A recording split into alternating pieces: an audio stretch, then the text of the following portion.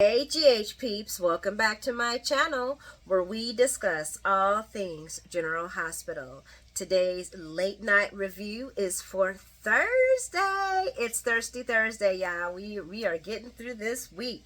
It is December the 7th, 2023. So, how was y'all Thursday today? Did you have a good Thursday? Hope things went well for you. I'm hoping you're either enjoying your evening or on your way to a blissful sleep. Today was my sister's birthday, so it was, I'm praying she had a wonderful day. How was GH for you guys? Any thrills, any chills, any moments? I had some moments. Y'all leave y'all moments in the comments. Y'all know I love the comments. But anyway, let's talk about it, guys. Let's talk about it. Y'all know what I'm smiling for. Wow, so it was Christmas tree hunting again. And this time we got Gregory and Miss Alexis and beautiful little Violet. And they are out looking for trees. And of course, Violet wants to get the biggest, most beautifulest, most awesomest tree in the world. And what does Grandpa Gregory do? Well, he poops on it. I guess I wouldn't say he poops on it, but he does gives her something. He tells her like the enemy of the good, and she's like, what? And then Alexis, okay, you know what? This is a little girl. Why couldn't they? It's a little girl, y'all. It's a little girl. All she wants is a freaking tree. But anyway, Alexis explains that means that you could spend your time looking for something that's so awesome and you could actually end up missing something that's truly special. So in a way, I like the saying, it's beautiful. But she's a kid, come on, and it's Christmas. Poopies. Anyway.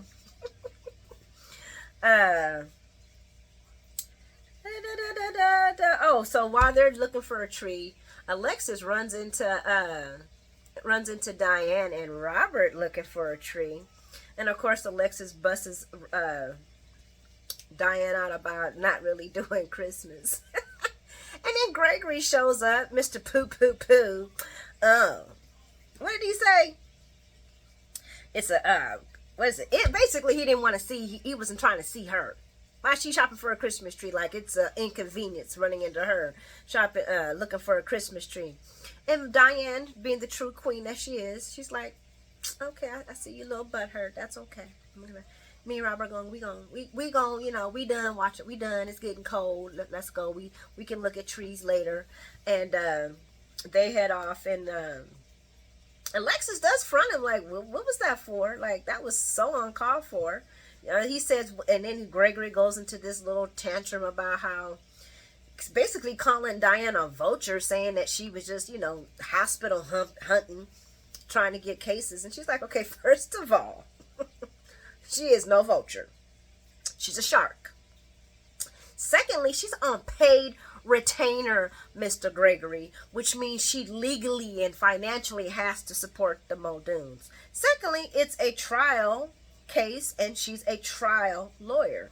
And he just coming at my Diane. I was like, go on somewhere now. Go on somewhere now, Mr. Gregory.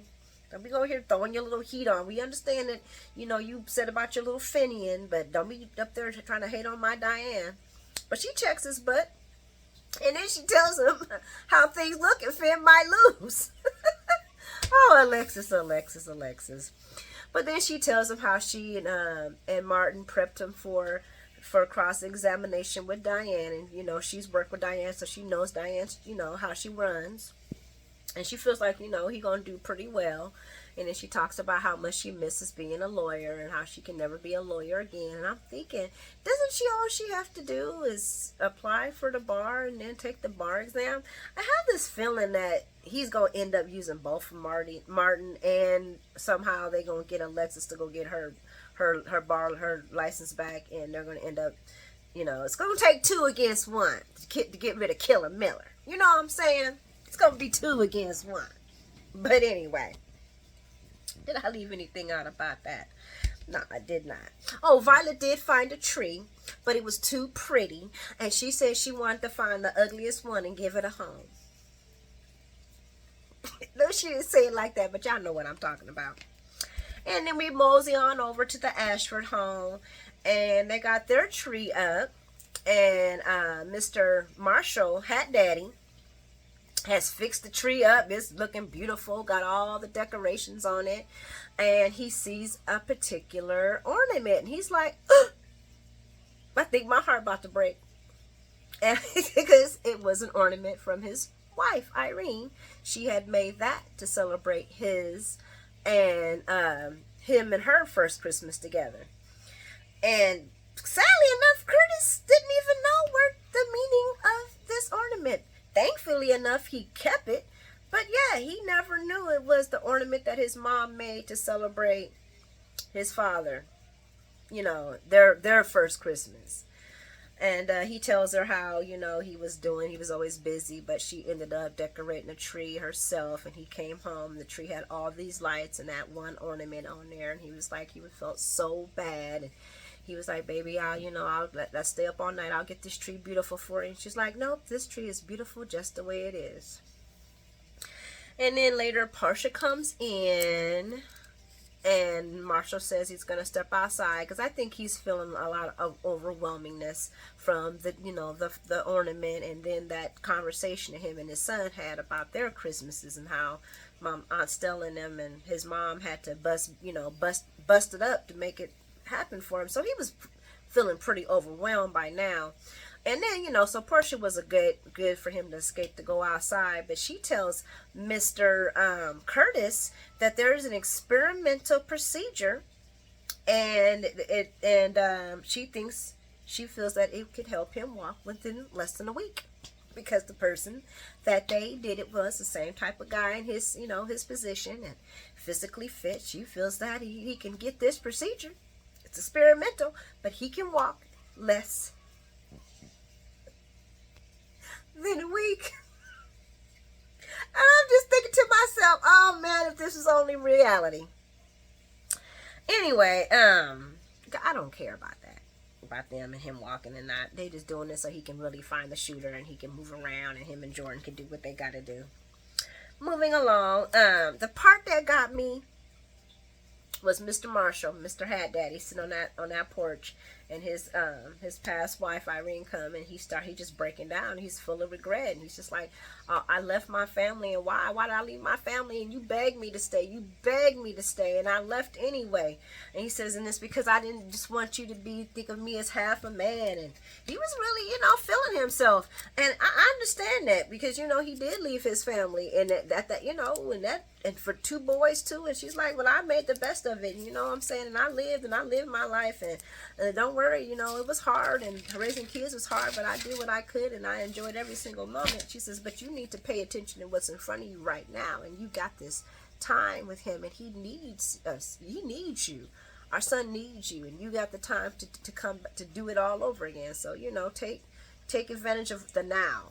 Don't worry about, don't spend your time in regrets about what, ooh, look at that. About the woulda, coulda, shoulda beens. But focus on the future with our son.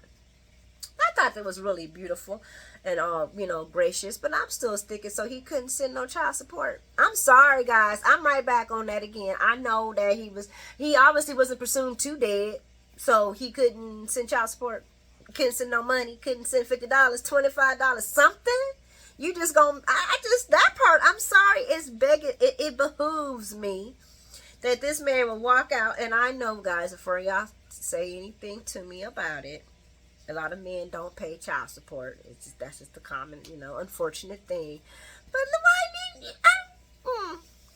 I'm just saying, you was alive, bruh. You could have helped out. But moving along, she let him know that, that he needs to enjoy these Christmas and these memories with his son, and she'll be there in spirit with the family.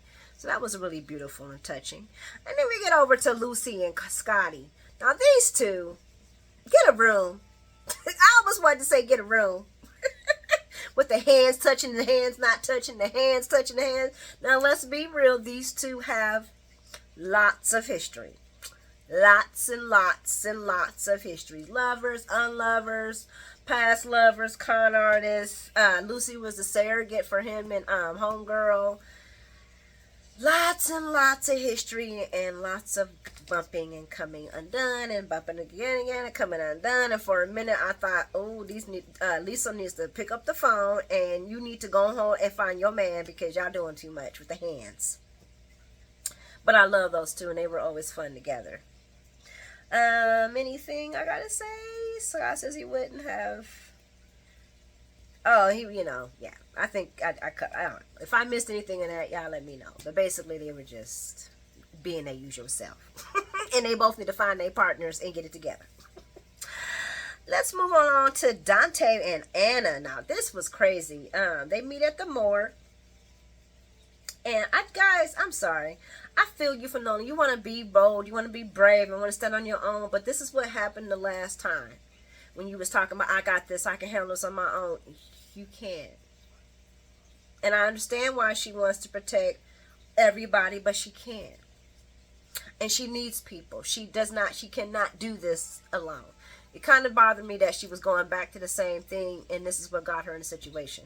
No, guys, I'm not blaming her for it, but you need help, girl. You can't do this alone. And in fact, and Dante got the key anyway, so you really can't move far.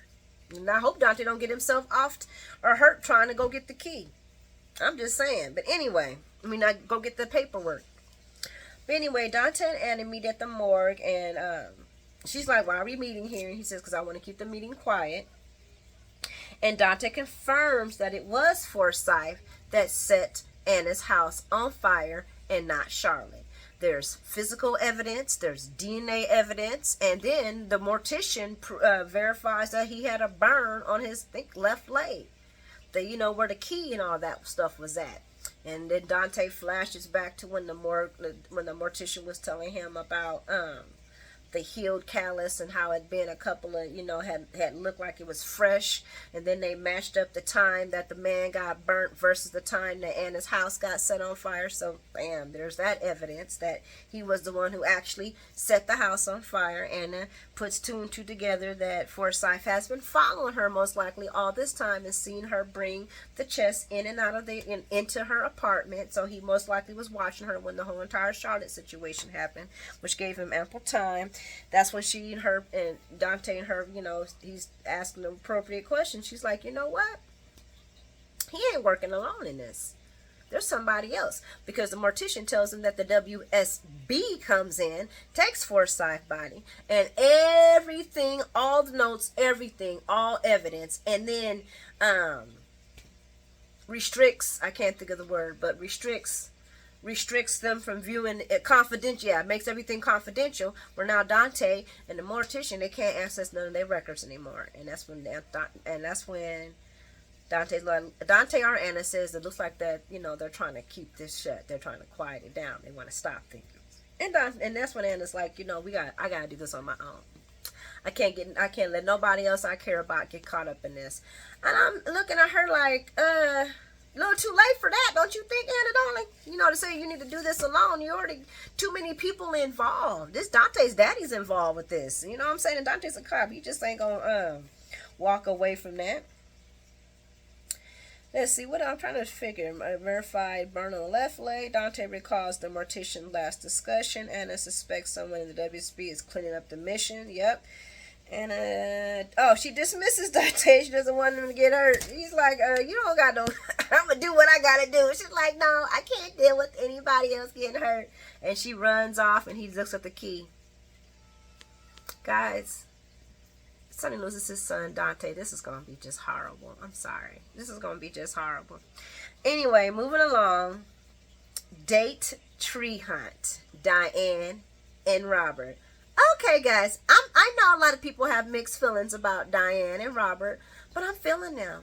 I am feeling them. They are freaking cute as hell. I love it. I love it. I love it. I love it. Give me some more of it. I love Diane and Robert. I think they're perfect together. Diane and Robert, yes, I do. I like them a lot. They're looking for a tree, and this is her invitation. And Diane finds one, and she's talking about all the lights and all. She's like, just imagine with all the lights and decorations. And Robert's like, oh, so you got all that? And she's like, yeah, of course I do. And she's like, ooh and ah. And he said, well, do you have some of that mistletoe? And she's mistletoe, and they're canoodling, and they're about to kiss until Alexis, with her Spygate ass, walks up. Alexis, get a man or something. Anyway, she busts my girl out about not really having a Christmas tree, and Robert's like, I thought you said you had. She's like, well, no, I said I'm planning on starting the tradition of, getting a Christmas tree and doing all of this. Good save, lawyer, good save, but Robert caught that. And that's when Gregory walks on up and, tries talking about how it was such an inconvenience to see her there. I'm like, motherfucker, we at the damn Christmas tree place. Go find some. Go. What you going over down there with your little sugar cane? He pissed me off with that. Then he's sitting there pouting and shit. Oh, I was so glad when Alexis read him and told him about himself. Let me see where I was at. But anyway, like I said, my girl Diane takes the high road and walks off, and Robert's like, well, what was that all about? Robert was asked, what was that all about? And she tells him it's a work thing, and, basically she's representing the Modines, and the Muldoons are suing Finn. And Robert's like, well, everybody deserves representation. He said, I'm just going to keep it real. You were a lot nicer about it than I would have been. Yeah, baby. See, Diane needs that. You know what I'm saying? She needs somebody to balance her out, that feminizes her. I like it. I like them. I'm sorry, y'all. Y'all probably don't like it, but I do. I'm 50. Give me old school love, new school love, all that. I love love. But anyway, they end up, he tells her that, he did say that he wanted to get her something warm, so they go to Kelly's, and and of course Carly meets him there, and Carly says a hot chocolate for Diane and a coffee for Robert, and he's like, no, I think I'm gonna have a hot chocolate. I like those. And I like that. Well, hold on, what did my girl say? Diana does go get a station. Let me see. Kelly's. Robert admits that he likes the hot chocolate. Diane says, don't let that get out. It would ruin his carefully crafted grouchy image. And they both start laughing, and Robert tells Carly that he's taking her on a romantic walk through the park. Even though the trees are not up, there'll still be some time to be drinking some warm beverages and talking and planning. Come on, get it. I like it. I don't care what nobody says. I like Robert and Diane. Diane need her a good man, and Robert's the one. And he's really putting people aside. He's really putting Diane up front. The Thanksgiving dinner proved it. You know what I'm saying? That he's taking time to go with her to go Christmas shopping. I like that. I'm feeling that. So the last story we're going to talk about, because I love, these are really my favorite stories. I did love Dante and Anna. I don't like how Anna wants to go out alone. I'm worried for my girl. I'm worried for you, girl. But anyway, Mr. Brennan. Okay, let me stop. Oh, girl, I'm just clutching my imaginary pearls. Anyway, Mr. Brennan shows up, talking about he wants a BLT. We know what he wants. He wants a little bit of Carly. And he asks, can he join her and Carly? Okay, Carly. She says yes. And here I am like, okay, Carly, you do know that curiosity killed the cat. You see, Carly's always had this issue where she was just too damn curious. And that's what ended up having half of her problems come from. And they do the casually chat about, checking out Port Charles and all the wonder and the sights and how nice and friendly the people are. And he tells Carly that his visit is open-ended when she asks him how long he's staying. Because like I said, curiosity killed the cat, Carly. And then he lets her know that he has a complex situation going on that he needs to get entangled and set straight and off running. But we all know what he's talking about. And she asks him, oh, so what do you do? And he's like, a securities consultant. And she's like, oh, you're a spy. And he's like, if I told you, I'd have to chop, unalive you. Chop to the throat. She's like, yeah, I will get my baby daddy will take you out, motherfucker. My ex-husband will take you out. Anyway, I'm too excited. I need you to calm down. Ring it in, Tway. Ring it in. Ring it in. And then Brendan was like, well, why did you come up with that? And this is where I was like, okay, Carly, see, this is why I said curiosity kills the cat. Because you telling this guy way too much info about your ex-hubby. Because she tells the man, oh, well, my ex-husband has his own security consultant, and he used to be a spy. And I'm looking at Carly like, really?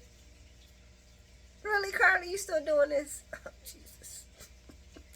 I wanted to hit her with her pretty hair. Just, girl, shut up.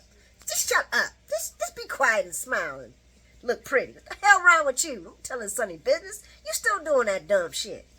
You don't know, he don't need to know. I know she don't know who he is, but you don't need to be telling people who Sonny be hiring. The hell wrong with you, Carly? Anyway, and we don't get along with Sonny, but we don't do that shit. Anyway, she said the best security people come from those type of security jobs. And he's like, well, you're wrong. Because he's trying to say he's not a spy. He's something worse. But he says, but I am still very good. Okay, all the looks he was giving her.